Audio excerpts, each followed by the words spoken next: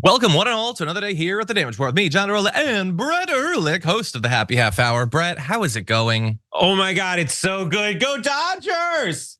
Oh my God, I didn't know they had so much money they could buy the contracts of every Japanese player ever.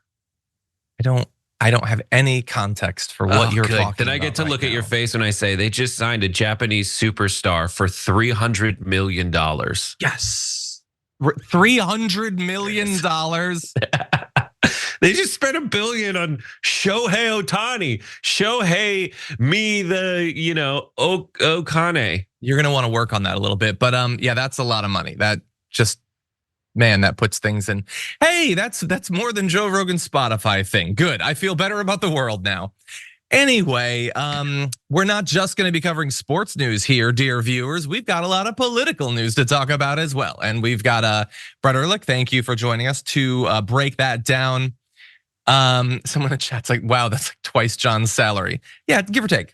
Roughly about twice. So I feel jealous. I will say that's as much.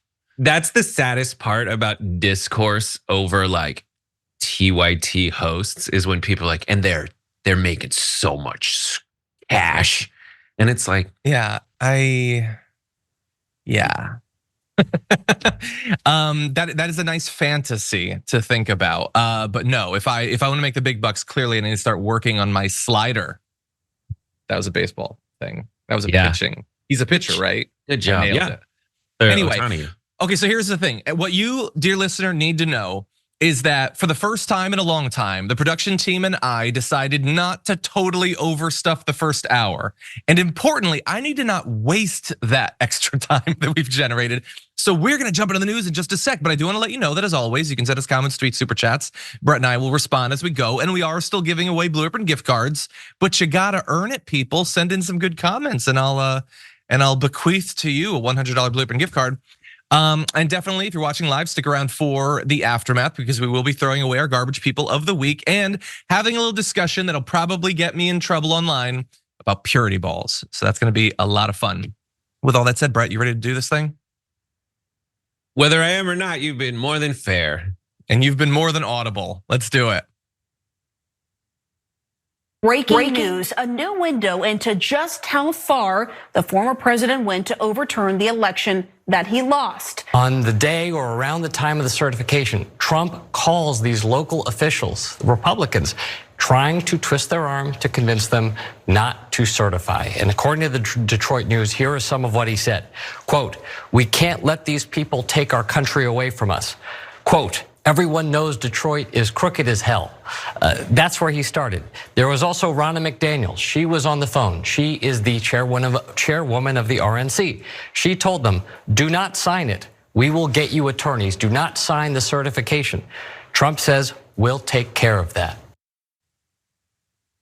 So more evidence to pile on to what Jack Smith has to contend with in the January 6th plot and the overall quest to not have to respect the wishes of the voters in the 2020 election. Donald Trump, the tape is now, that's available, I guess, for people doing the investigating. But you heard there some of what he and Ronna McDaniel said to two of the Wayne County Board of Canvassers back in the immediate aftermath of the 2020 election. This is November 17th. So he was talking with Monica Palmer, William Hartman, and Trump told them it would look terrible if they signed documents certifying the election after initially voting against it. We've got to fight for our country. We can't let these people take our country away from us.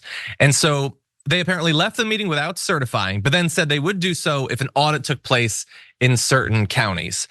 And look, this by itself, I don't know how this ranks against the other pieces of evidence that we already know. The fake elector scheme, the attempt to sack the Capitol, the Georgia call with Raffensperger, the fake electors in multiple different states and all that. But it doesn't look good because their response is that this is totally acceptable. We'll give you the Trump spokesperson what they said. All of President Trump's actions were taken in furtherance of his duty as president to faithfully take care of the laws and ensure election integrity, including investigating the rigged and stolen 2020 presidential election. So they'll still be declared that it was stolen, even though they have yet been able to prove anything like that. This was several weeks after the election, and the evidence that he apparently had and his team had to justify that this was not a corrupt attempt to overturn the election. This was him following his duties, because the evidence of illegality was so strong. Was Detroit is crooked. So that is compelling. But anyway, Brett, I want to get your thoughts. This feels to me like the Raffensperger thing. This was them going everywhere they could to try to stop the process from being continued. What do you make of it? Trump's defense is the same defense as that TikToker who broke into people's houses and called it a prank. It's like, I'm just making content here. They're like, but you did break into my house. You did have a weapon or whatever. Like, you did break and enter. What am I supposed to do? He's like, no, it's just like, their legal defense always comes down to like, there's you guys, blah, blah, blah, blah. And there's no actual legal defense against the charges. So like with Trump, we have the audio proof of ostensibly of, according to these recordings, of him doing the thing. Just like we had evidence of him doing the thing with Zelensky, trying to, withhold foreign aid in exchange for, but I want you to do me a favor though. Like, what are we, and then it's just this horrible situation where you're now the babysitter and you have to be like, no, I'm sorry, you can't do that. Like, you're playing too rough by your own definition. We just can't do those things. Yeah. Yeah, and we could briefly play the most pointless game that we play on this show, which is, what if Biden did it? Yeah. What if November 17th, 2024 or whatever, Biden starts calling up in states that Trump won and telling the canvassers don't certify the election? Oh, well, the right would clearly be fine with that. I mean, they're fine with this. And the reason they're fine with this is because it's not wrong. And that's a principle that they have. So clearly they'd be happy if Biden were to do it. No, it's absolute nonsense. We're all just waiting to find out what is going to happen with this and the other cases that are proceeding. It could not be clearer, but that doesn't matter in America. Something being transparent is not persuasive anymore. COVID was pretty clearly deadly, but a significant chunk of America, you'll never convince them that we needed to do anything to not get it or spread it. So it is very frustrating to see more evidence like this come out when we know that it won't change anyone's mind. Final thoughts, Brett, before we move on. The question here is, who did the bad thing? In all of these is, who did the bad thing? The only thing we have evidence of someone doing the bad thing is the Trump side of it. Like, he's claiming that the people certifying, the people doing, making sure that they're, counting the votes right. He's claiming they did the bad thing. There's no evidence of that. And it's not like he hasn't tried to prove that in court. He has tried to prove that in court, but no one has for a second been like, oh, good point there. That seems like a cogent legal case. Yeah. No one has done that.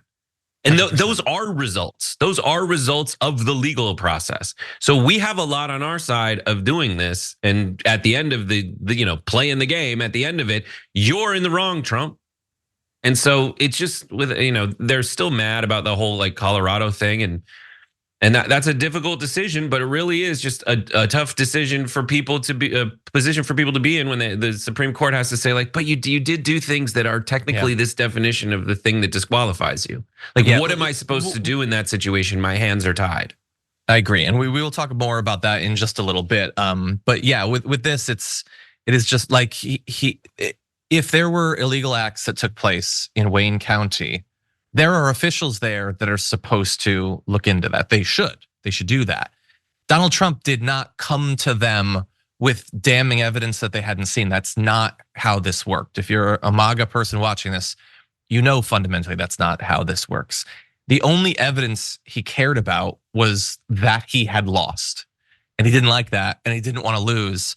And whether you accept that or not, like, all of this is just a facade. Like, the conservatives don't care if it was stolen or not. They don't like the outcome. That's all that matters. Some of them probably have convinced themselves that it was stolen, but if they were somehow magically, Jesus came down, snaps his fingers, and they don't believe that anymore, they still would not want to respect the results of the election because they love Trump only about 1,000 times more than they love the abstract concept of democracy.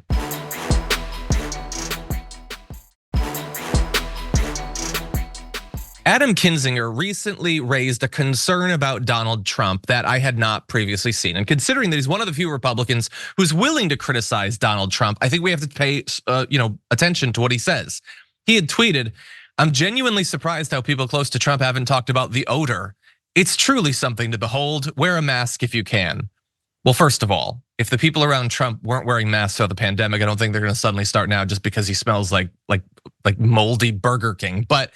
But anyway, what was weird about this was there apparently is something to this. Kathy Griffin had previously, quite a while ago, pointed out that Trump had a little bit of an issue with body odor on The Apprentice.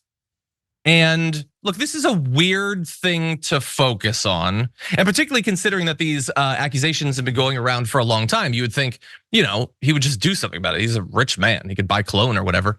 But it's interesting that the response from the Trump campaign was not to defend Trump's odor, but instead to say Adam Kinzinger farted on live TV and is an unemployed fraud. He has disgraced his country and disrespects everyone around him because he's a sad individual who's mad about how his miserable life has turned out, which might or might not be true. I don't know Adam Kinzinger. I'm not sure if that is true. What I do know, though, is that the way that cause and effect is currently constituted is that Donald Trump's odor is not dependent on whether Adam Kinzinger once farted on TV. Those things are actually somewhat disconnected. And the spokesperson didn't say that Donald Trump smells like roses. So that's a weird thing. Brett, what do you think? I very much appreciate the retort more than the original claim, because it's not a denial, like you said. They're not denying it. It is like when I do something bad and someone tells me that I did something bad, I'm like, well, yeah, well, John, blah, blah, blah, grew his hair out that one time. You know what I mean? That is true. Thank you for reminding the audience. I was trying so hard to think of something else to say, but I couldn't. No, but you had to make it real. You had to make it serious. That so really fast. I have an actual point that I want to make about this stupid as hell story, but really fast. I love the responses from people. So a lot of people were like speculating about what Donald Trump smells like. I'll leave that to your imagination. But anyway, some of the responses to Kinzinger that were more critical were people saying things like, "What are you, 12? You are smelling like fear, Adam. President Trump smells just like winning to me. That is a fact." Well, winning stinks. So over the top. Winning is stinky. If that's what winning is, it's like the Axe body spray of winning. Yeah. Just like, oh, that's overpowering and not good. Listen, about the farting on live TV, like if you're on live TV long enough, you farted on live TV. The only question is, did you get caught? No, I have a noise gate. But when you see me do this. Oh, that's what that is. I thought you were just thinking deeply. No, okay. I'm thinking deeply, just only gas, please. So look, the only reason that I wanted to mention this, the complete non-story, is I don't understand. For Trump in particular, this is true of almost all of the people, all of the guys on the right, who, and I make this criticism of them very often, that supposedly venerate this old school concept of an alpha real man or whatever. And simultaneously, they also love the idea of like a strong man, like the ultimate alpha. And yet none of them, despite the fact that they have spare time and they have unlimited funds, Donald Trump more than any of the others, like Donald Trump doesn't even dress well. He doesn't take care of himself. I buy that he smells bad because despite the fact that they supposedly hold up this masculine ideal, they don't think that they should have to even aim for it, let alone achieve it. And the reason that I point that out is I feel like they would be more successful if they were to just try a little bit.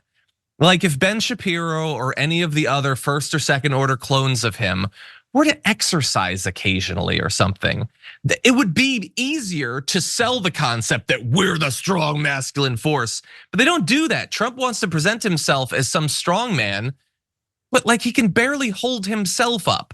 I don't understand why you would have so much of your propaganda be founded around this concept and yet be so personally disinterested in it. Right, it doesn't start with the value, it starts with a description. It starts with a description of how they want to act and how they want to be if, they could have ice cream for breakfast. And then they just do that. And then they say, that's what a real man is, as opposed to thinking like, what is the best way to be? The most masculine, the most upstanding way to be. There is no strong, silent type in their definition of masculinity. There is no, hey, stop picking on the nerd in their definition of masculinity. It's none of that. That's true. It's just be mean all the time, and for some reason, don't watch porn and make your bed. But secretly watch a lot of porn. Secretly watch the most depraved, amazing, illegal in 51 states porn. 100%. And by the way, we're going to talk about Ted Cruz later on the show. I will just remind everyone that he talked about banning porn, and he wanted to ban sex toys for consenting adults to use in Texas. And then he accidentally liked porn on his Twitter feed. Mama porn, stepmom porn. 100%. Not kink shaming or anything, Ted Cruz. The things that make you awful are not the porn you choose. It's everything else about your whole vibe.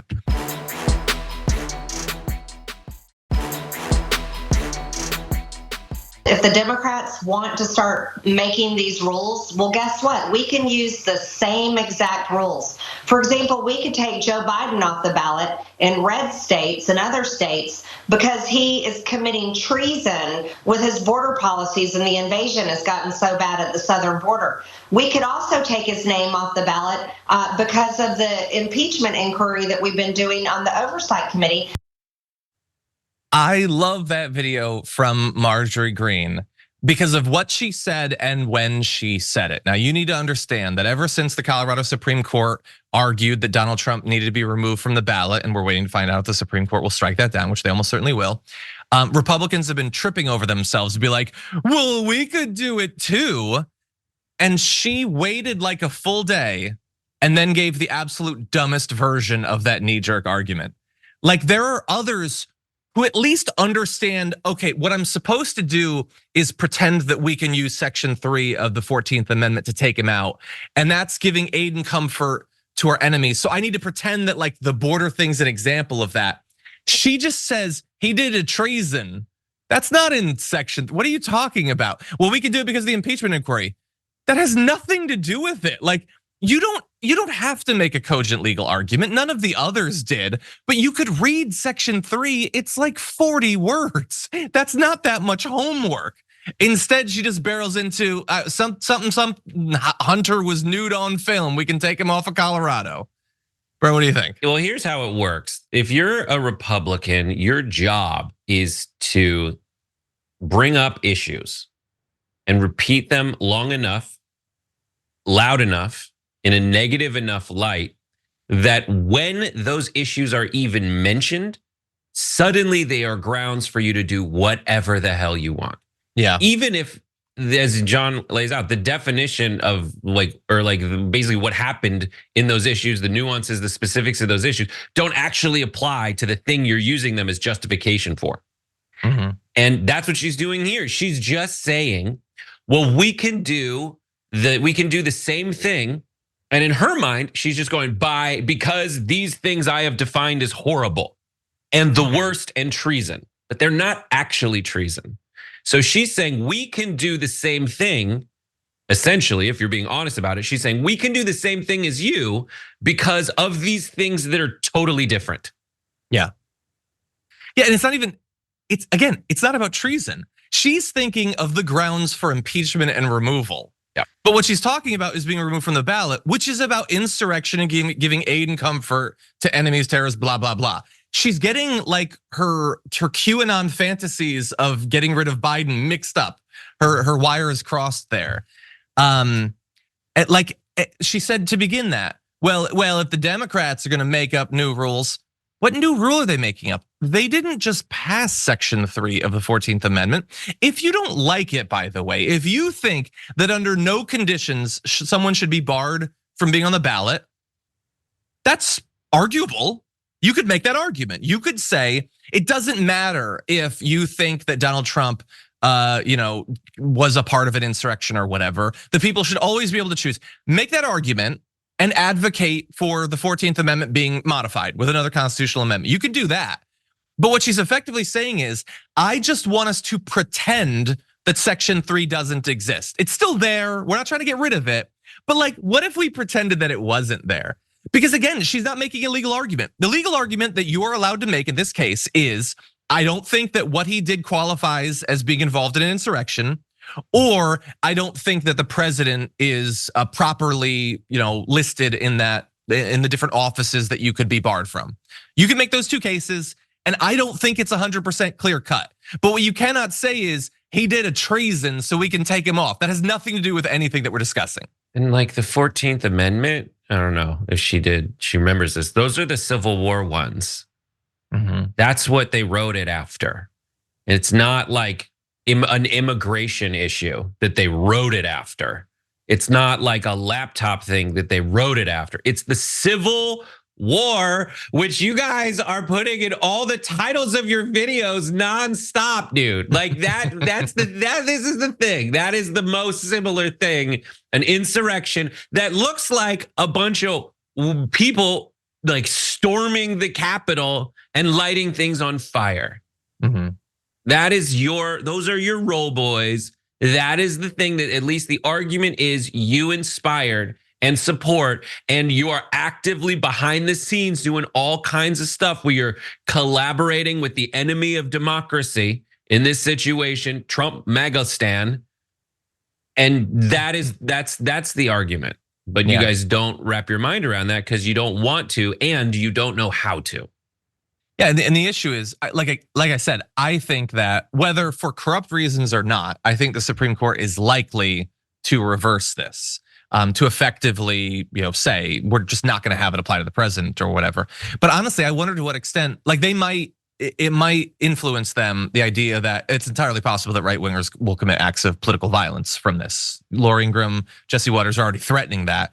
But then also there's the political side of it, which is there should be a very high threshold for someone applying to this. We've only had the one coup, so it seems like we really kept our powder dry on that. And then your guy did a coup, but she's demonstrating, and Dan Patrick is demonstrating, and Kirsty Noem potentially, and that dude from Florida, that no, they're just going to define it any way they want. And so as it's currently constituted, we almost can't have it in the Constitution because it will just be used in a totally loosey-goosey way that has nothing to do with insurrection to remove everyone from the ballot. In the same way that we used to have a high bar for censuring people in Congress, and it literally took like Marjorie Greene, like liking comments about shooting Nancy Pelosi in the head, and now it's just whatever a Democrat of color said gets you censured.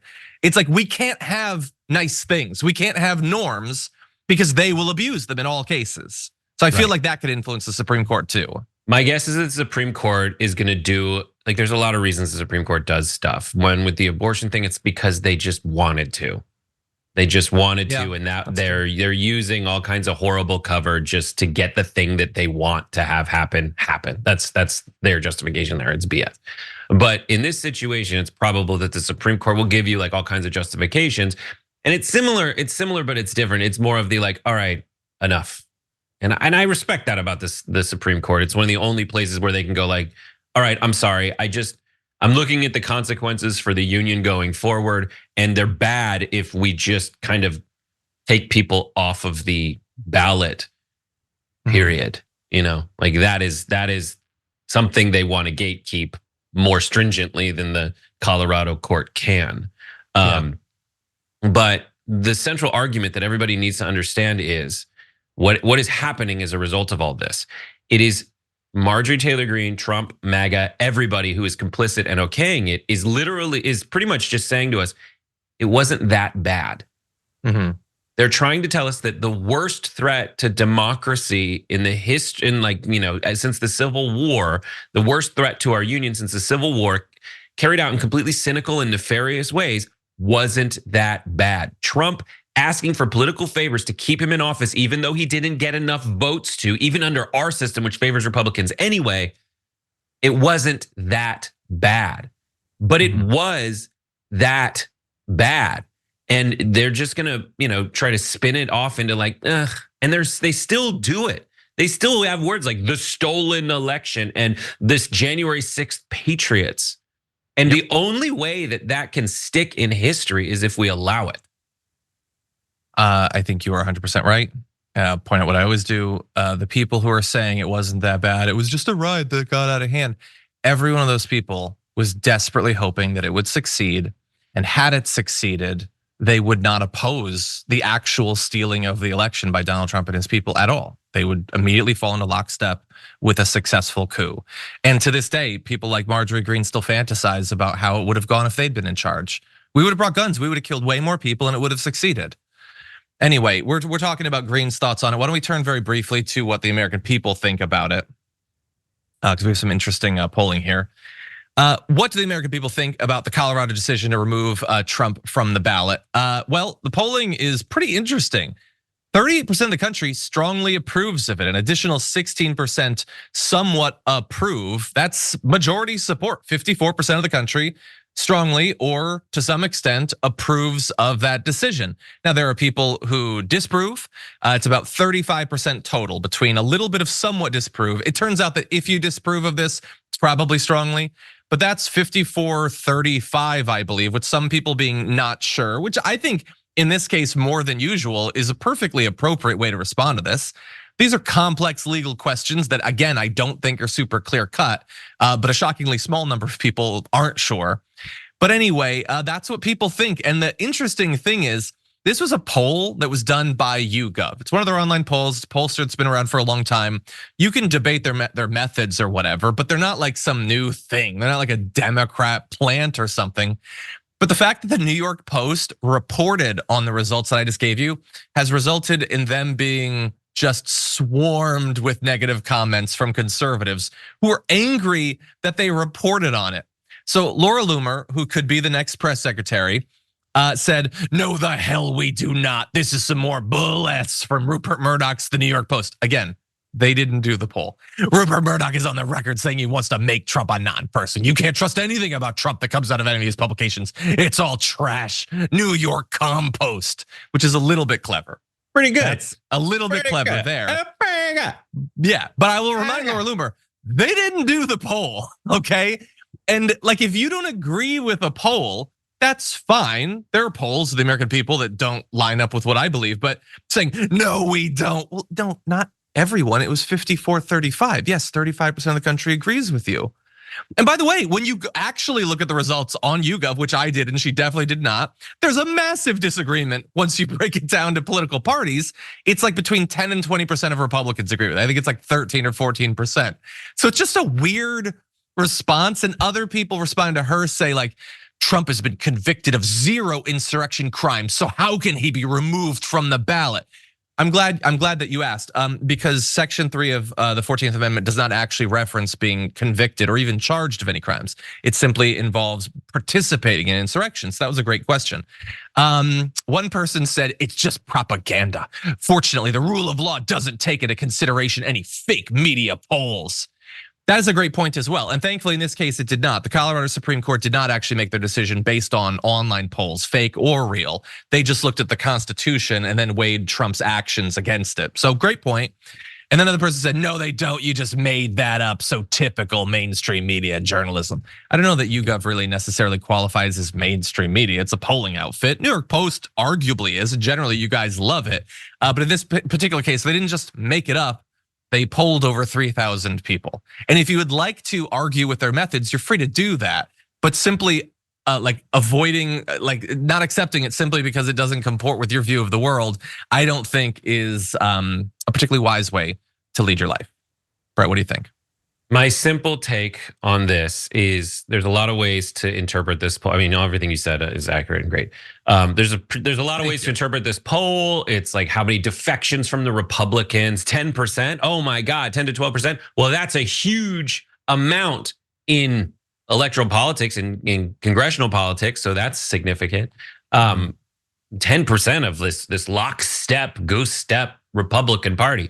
I would say more like, okay, I get it. You ask an average person, like I do agree with it. I guess 38% are like, yeah, I strongly agree that we should do that. Fine, but I think I would invoke like the severity test. I don't know exactly. Like this is one of those things that wouldn't be a majority type thing. We wouldn't just need the majority of Americans. We need like a super majority of Americans to agree with it because it is so significant. Does that make sense?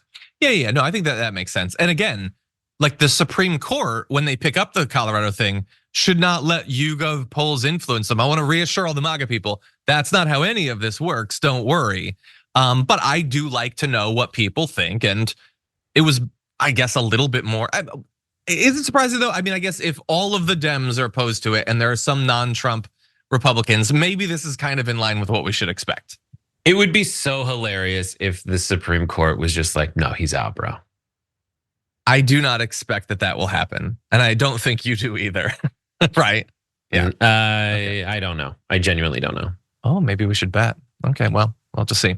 That's what I make bets on, stuff I don't know about. That's generally what people make bet. Like that's what gambling is. No, you knew. Do you gamble? We've been to Vegas together. But are you like, oh, I don't have any strong feelings about this. Put it all on red. I am not predisposed to live my life in that way, but from time to time I dabble. I know what is a fictional, like I know, like it doesn't have to be based in reality, my gut feeling and about a team, but it has to be there.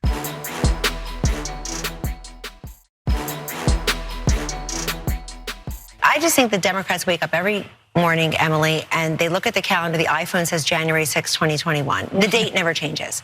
And then they get an electric vehicle and go get an abortion. I just described the Democratic Party to you in 7 seconds. That's it. That's what I see. You know, it's not every day that I feel seen in the news, but sometimes they do nail you. And for once, my life has been acknowledged and represented. Thank you, Kellyanne. The point that she wants to make there, I guess, is that libs are obsessed with January 6th, but that's not spicy enough. So, you know, we hop in our, I guess she would have said Tesla, but isn't that like a conservative thing now? Roll down to get our like pumpkin latte or whatever at Starbucks and I don't know, let in some migrants. But Brett, what do you think? That's Kellyanne Conway, who's a fill-in host now on Fox, sort of. She's great. I didn't think of it that way until she said it, but I love it.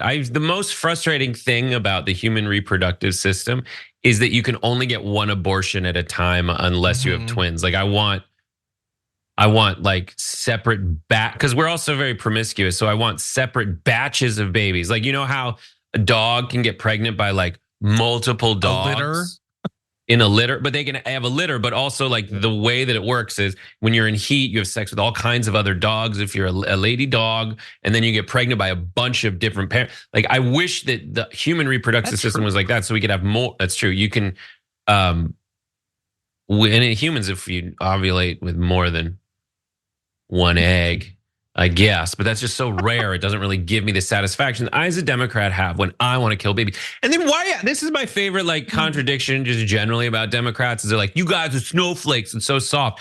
And also you murder babies. Like how savage is that? Crazy. You just were like that is what, like that is on like Ivan the Terrible level of like bodies on spikes at the gates. Like we rip babies out of the women's bodies and murder them.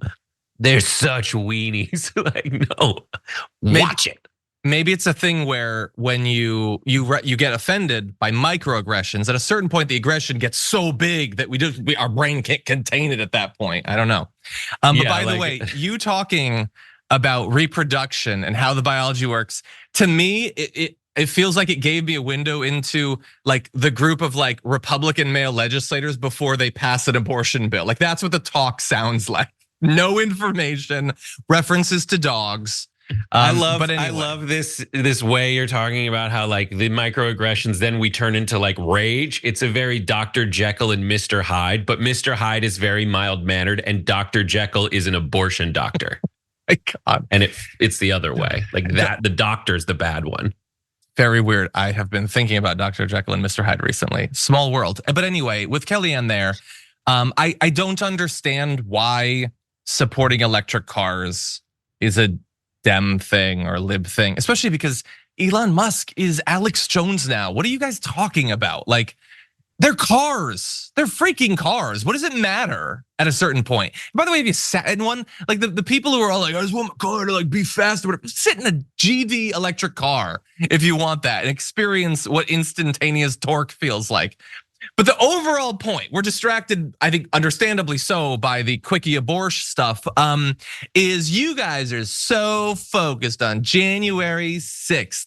That's old news. Well, you know what's older news? The 2020 election, you guys can't stop talking about how that was stolen from you. So we're not the only ones who are focused on something that happened before. And by the way, maybe there's a reason we're focused on it. Maybe it's that the guy who did the coup is running again. If Trump was not running in this election, we probably wouldn't be talking about January 6th or the big lie very much.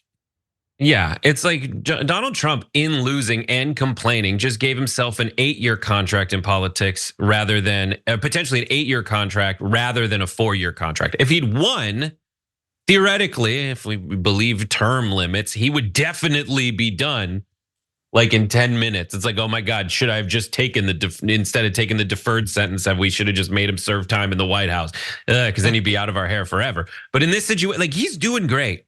Trump's doing great. He gets to complain. He gets to be on TV. He gets to allow us to watch debates full of giant losers. And he doesn't even need to be there to win the debates. Like, he's doing fine. Stop complaining. Yeah. But this really is like Kellyanne Conway's doing the it's not that bad argument about January 6th because this is another tactic in the what's going on, how are they doing it kind of thing, where they say January 6th, stop complaining about it. That's just like how you guys want electric cars. Those things are now in her word cloud. And everybody watch my Rebel HQ video this week because I kind of I kind of outlined this exact dynamic where with what they did with the Christmas video that Jill Biden released. It started with, all right, everybody, here's people dancing to Christmas music that's jazzy. And then the Stephen Miller and Laura Ingraham turned that into, these freaks want to kill America. They're anti-Christian. These people who just made a Christmas video that's delightful, they hate Christmas. Yeah, they're dressed like background people in the Nutcracker. I think they've paid their dues on loving Christmas. People dressed up weird for Christmas? You can't dress up weird for Christmas. You have to wear a nighttime cap that's red with a ball on the end and a red jumpsuit made of velour with other balls down the center. And also, this is a serious holiday with elves. I don't think elves get enough focus, actually. Where the hell did they get involved in this? Stop being ridiculous about Christmas. We should take it back to its serious roots. A reindeer whose nose glows and flies. Anyway, now stand under this leaf and give me some sugar.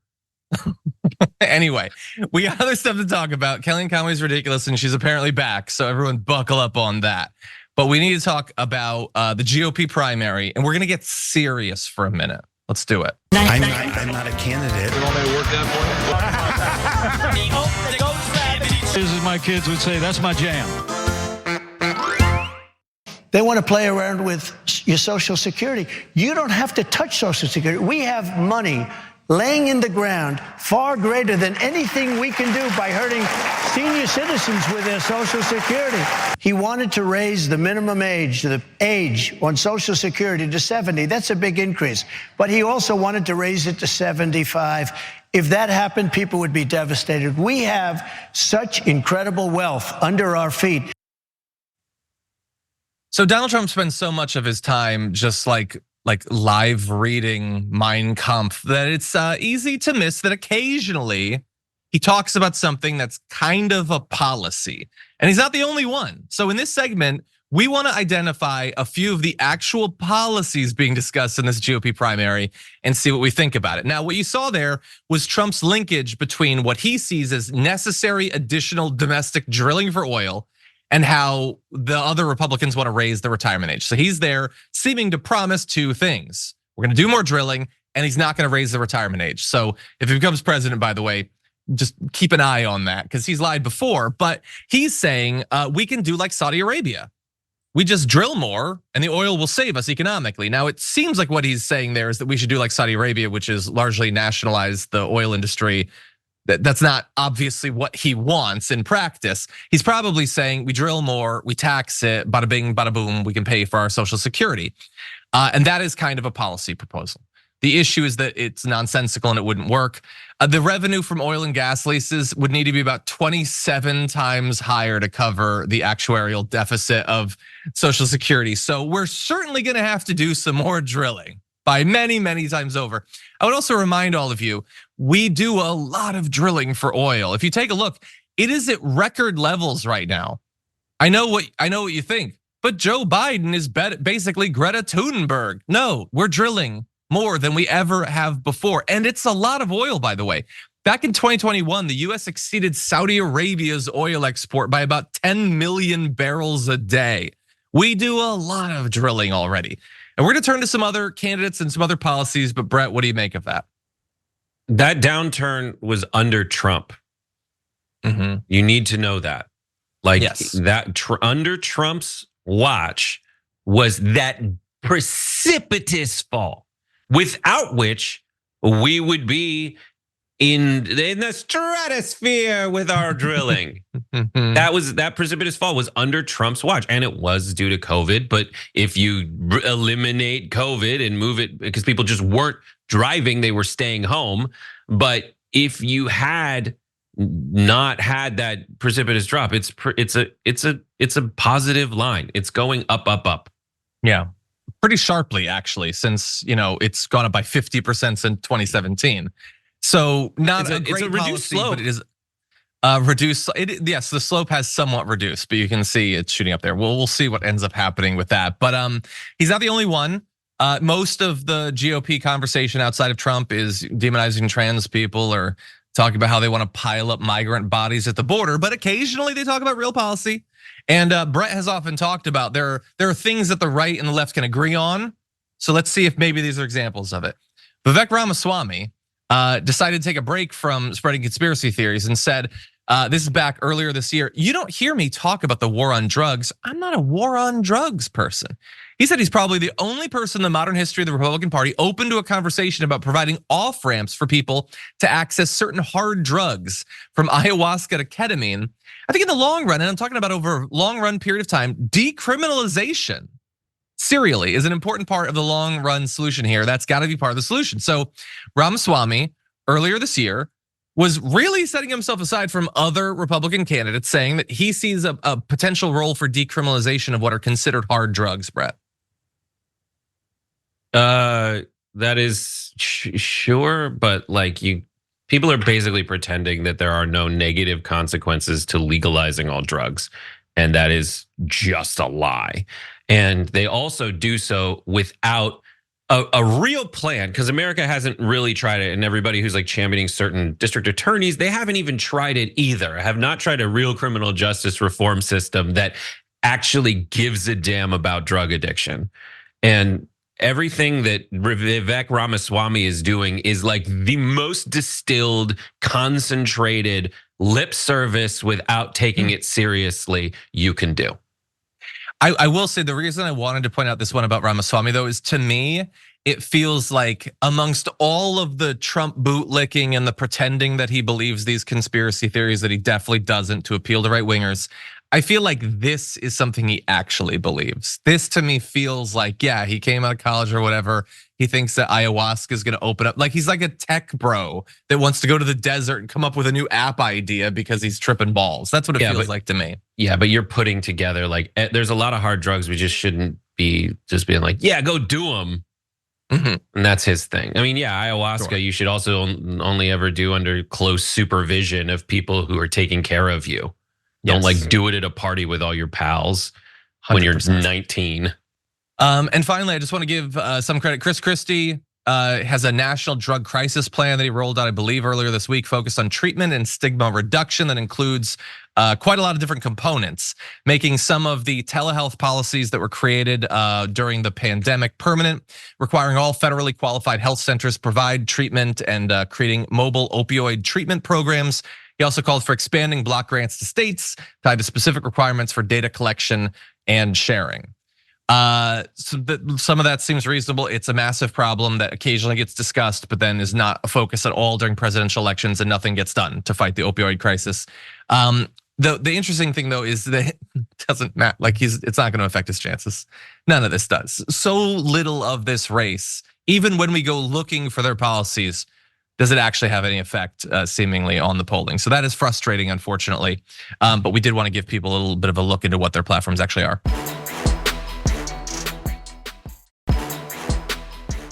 We are still, like most Americans, scrambling to learn who the new speaker is, Mike Johnson. We know that he's a really religious guy who produced a lot of content that seems a little bit questionable.